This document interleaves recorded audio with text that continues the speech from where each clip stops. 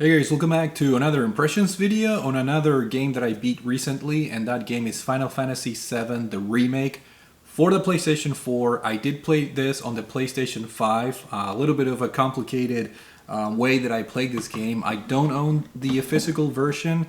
That was on my to-buy list. It's one of those, I'm gonna wait until there's a good sale, but surprisingly, Sony put this game as one of the PlayStation Plus games, even though the game got released in 2020. So it made its way to PlayStation Plus somehow. It was one of those really good, offerings for PlayStation Plus. So I was able to get the game for quote unquote free. Unfortunately, that came with some drawbacks. Recently, they released kind of like the, integrate version or something like that, which offers more content, graphical updates for the PS5. But the free PlayStation Plus version was not valid for this upgrade. You have to pay. But I did decide to play, the base version, and I had a great time playing Final Fantasy VII Remake. Finally, and I'm saying this because, as some of you guys may know, I have never beaten a mainline Final Fantasy game ever. I played and completed games like the Final Fantasy Theatrhythm games on the 3DS, Final Fantasy Explorers also on the 3DS, Crystal Chronicles on the GameCube, and so forth. So a lot of spin-off games, oddly, that I played and completed, but not not any of the mainline games, even though I own a bunch of them. So a couple of you guys were congratulating me, when I told you that I completed Final Fantasy VII Remake, but I just realized, this is the part one of Final Fantasy VII, the remake. So technically, I like to tell myself that I have not completed a mainline game yet. I'm gonna put myself that challenge, since this is only part one of supposedly 3 parts, maybe. I'm gonna see if I can play another Final Fantasy game. That way, I'm gonna get push myself into completing other games in the series. But with that being said, I did play Final Fantasy VII back in the day. I remember one of my friends had it, and we just kind of watch him play, pass the controller around. So I probably put only like an hour or two total in terms of playing the original Final Fantasy VII game. And it's one of those staple games that kind of defined the PlayStation 1. It defined the popularity of JRPGs in North America. So a very influential game that when they finally announced the remake, maybe a couple of years ago, I was very excited just to play the modern version, bypass, that, I guess, old, clunkiness of the original one. And here I am, finally play the remake. Some pretty cool upgrades, such as, combat system being action-based instead of turn-based, which, as some of you guys may know, I prefer action-based RPGs, in my opinion. That's my preference. So there were a lot of things that checked the box for me to jump straight into the remake rather than playing the original one. With that being said, let's dive into my impressions. Story-wise, this is all mostly new to me because I only put like an hour or two in the original back in the day, so 20 years ago or whatever. So the story in this game, I thought it was pretty interesting. As a standalone game, I think it plays well. Obviously, it has kind of like an open end that you're left wanting to see more. Obviously, no surprises there, but I knew what to somewhat expect. But I did enjoy the story. I think I'd enjoy the story. I would grade it as a good story in overall terms. I think other JRPGs that I played did a better job. But I think it's unfair for me to judge the story of Final Fantasy VII based on part one. This is, after all, kind of like a very small part of the overall game. So for being just a fraction of the entirety of the story, I thought it was pretty decent. Typically, I don't spoil the story. I'm not going to delve in too much into details, but I did like the fact that you are part of this kind of like mercenary, kind of like renegade group, Avalanche, that it's going after the Shinra corporation because they're harvesting these macro energy, kind of like the eco group, if you will, green group, Avalanche, that they decided to hire this mercenary Cloud Strife. That's how you come to join the group early in the game, obviously, and a lot of crazy things happen during the course of the game. A lot of twists and turns that I thought they were interesting, but nothing that was overly like super mind-blowing or anything. Nothing like in the Xenoblade games, where the story is a little bit deeper and just very well, there are more surprises that keep you on the edge of your seat. But despite of that, I thought it was a pretty good story, for being part 1, and definitely looking forward to playing part 2 whenever that is. There's no like proper announcements or anything, which is a little bit disappointing. But I thought the story was good. The pacing also, I thought it was good. Supposedly, this game covers maybe a third of the original game. So that's, if I had to guess, they're gonna probably divide this into 3 games, make it a trilogy or something. But we'll see. So I can't really compare what's new and what's not in this story. But again, I thought it was a good story. I like the characters. The character development is not as, I guess, fleshed out in my opinion as other games like the Tales of games, or some of the games like the Trails in the Sky games. Obviously, those games are on a level, on a whole different level. But I really enjoy the characters: Cloud, Tifa, Aerith, Barret. Some tropes here and there that kind of were cringy. But other than that, you could see some. It's hard to explain, but in terms of the, I guess, cheesiness of how, for example, Barret acted, like this tough guy, Mr. T type of stereotype. It was kind of cringy, but at the same time, very 90s. So I guess appropriate for for taking into account when the game was originally developed and things like that. And of course, you have Tifa and Aerith. They're the hotties of the game, obviously. And then Cloud, I have to say I was not a big fan of Cloud's character or personality. Like, he's a bit of an a-hole. The way he acts.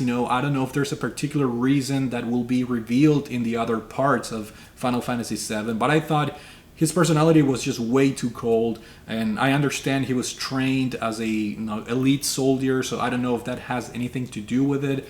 But I thought, both Tifa and Aerith, they were trying to get some humor out of Cloud and some other of the characters in the game as well.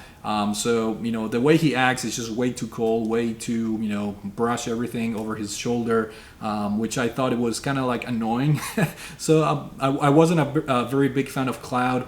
But at the same time, that cold personality suited him in terms of the kind of like the boss battles, how seriously he took the job, if you will. So pros and cons to Cloud's personality. I'm not the biggest fan of his character so far. We'll see what happens in the other games. But I think I like the other characters more. Tifa, Aerith, Barret, and so forth. And then moving on to graphics. The graphics were, in my opinion, great. I know there were some complaints about the textures in the game being somewhat poor in certain areas. I thought the game graphics were great, and again, I played the vanilla OG PS4 version, if you will. Although I did play it on the PS5, so there might have been some performance improvements here and there. But for the most part, I thought the graphics were great. The character models. They look great. The lighting effects were just amazing. A lot of sparks, in the battles, in the combat sequences, sparks everywhere. I kind of liked the sparks effects, the lighting effects were pretty cool, and the cutscenes obviously beautiful. Just overall beautiful character models and animations that really provided a cinematic feeling in the game. So really enjoyed the graphics in this game personally. So the PS5 version, I'm sure it looks even better. I really liked the slums. How they provided the details for all the housing and just the overall details inside the shops and the marketplace and things of that nature. I thought the game just did a great job in terms of graphics. And I believe they used the Unreal Engine, which I thought it was cool and kind of odd. I would think that they would have their own proprietary kind of like physics engine or graphics engine from Square. I thought it was interesting that they use Unreal Engine, which is pretty cool, I guess. So in terms of sound, I think the soundtrack amazing. I was already exposed. I mean, this is kind of weird because I did play the Final Fantasy The Other Rhythm games, so I was very familiar with some of the soundtracks, even though I'm not a Final Fantasy fan or guy. Fantastic soundtrack, fantastic voice acting as well. A lot. Basically, every dialogue in this game is voice. Has voice acting, which is pretty cool. Even when you talk to the NPCs, even like minor NPCs, they all have their own lines and whatnot. So definitely a very high budget game. Comes with a very high budget, sound department, and I really enjoy the voice acting. The scripts are probably not the best, but overall, if we're judging the game by the soundtrack and the voice acting and things like that, I think they did a fantastic job. So I was very pleased in that department. And finally, the gameplay. This is a huge deal, obviously, for games. I really enjoy the gameplay. Action-based. You guys know me. I prefer action-based RPGs to turn-based. So I really had a great time with the action-based combat system. You do have to micromanage pretty well, kind of like shifting or switching characters in the middle of the battle. Looking at the action bar at the bottom. Who has the action bars filled up. So you can use Cloud to heal someone, and then switch to Barret for some long range, sniping or shooting. Tifa, oddly enough, even though she's like very skinny, I guess, she's kind of like the tank character in this game, which I thought it was kind of funny. And Barret was kind of like the long range person. Kind of a weird setup, but you can kind of modify the characters with the crystals. I forgot the name of the things that you put in your weapon that you can add special effects such as poison, water, fire, ice, thunder or lighting, whatever. So pretty cool. Pretty cool combat system. I enjoy the ins and outs. You can also summon the goddesses or whatever in this game. That's another component that was kind of weird. Not every battle had that option. It was mostly like boss battles where you can summon things to your aid. It would have been nice to have the ability to do that more often, but I can see why they kept it that way. The combat system, a lot of micro managing, switching between the characters, but for the most part, you just really enjoyed that action, fast-paced action that the game provided. You can always upgrade your weapons, use the orbs or crystals, whatever it's called, to give different effects to your weapons. You can also have different types of weapons in this game with different types of attacks. And it's pretty cool because once you master those attacks, they're available even though you use other weapons. If that makes any sense, So the game encourages you to switch weapons, switch between your characters, and that way you can kind of raise the skills of your combat, your weapons at the same time, and you become very familiar, and allows you to experiment with a lot of different tactics during battles. So I really enjoy that nature of the game. One thing that I also noticed is something that a lot of fans criticize in terms of gameplay. Final Fantasy 13 is one game that I always kind of wanted to play. I do have it. That'll be probably one of my not my next Final Fantasy game, mainline game, but I do want to play it at one point. But that game got just a shred to pieces because it was too linear. And in my opinion, Final Fantasy VII was extremely linear. There was really no open world besides a few, I guess, chapters in which you can undertake side quests and things like that. And I've heard the original also was pretty linear, so not really sure what the complaints were for 13. You know, I guess just fans hate that game for whatever reason. But Final Fantasy VII Remake, at least, you know, Part 1 felt extremely linear to me, which was, I don't want to say disappointing. It was kind of like a welcome addition for me, just because, you know, I have so many games that I need to play. Yeah, I just thought, you know, the linear nature was a little bit weird for a JRPG. But you know, no complaints on my end because of the way the game was set up. Perhaps it was a little bit too linear, in my opinion. It would have been nice for a couple more chapters where you have a little bit more of liberty or freedom to undertake side quests. Which, speaking of side quests, I believe I did most of them, or maybe all of them. You know, every time I had the option to undertake a side quest, you know, I took it. You know, there are great ways to, you know, gain items and also level up your characters and weapons and whatnot. So I was more than happy to do the side quests, even though for the most part they were not very memorable in my opinion. But you know, it added to the fun and the, I guess, play time of my experience, which was very enjoyable. And with that being said, you know, my overall thoughts. I think Final Fantasy VII Remake Part 1, it's a very, very solid JRPG. I am pretty happy on where I put this game on my top 10 games of 2020. I forgot if I put this on number, I want to say it was number 7, 6, or 5. Like, I don't think it cracked my top 5. And I'm totally fine with that, which is kind of weird. You know, I think a lot of people, especially people that enjoy RPGs, kind of rated this game pretty high. And I was hoping to do the same. But quite honestly, I think it's a good JRPG.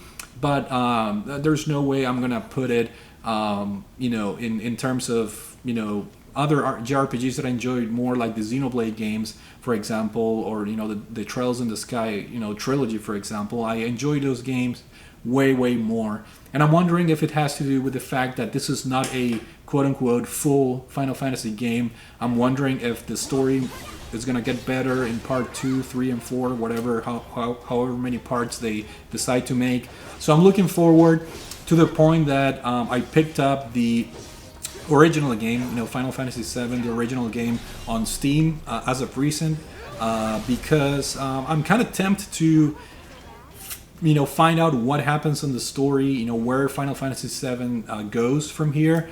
So I might be tempted to play that game soon. I do have other RPGs that I want to tackle before I go back to the Final Fantasy games, and 7 specifically.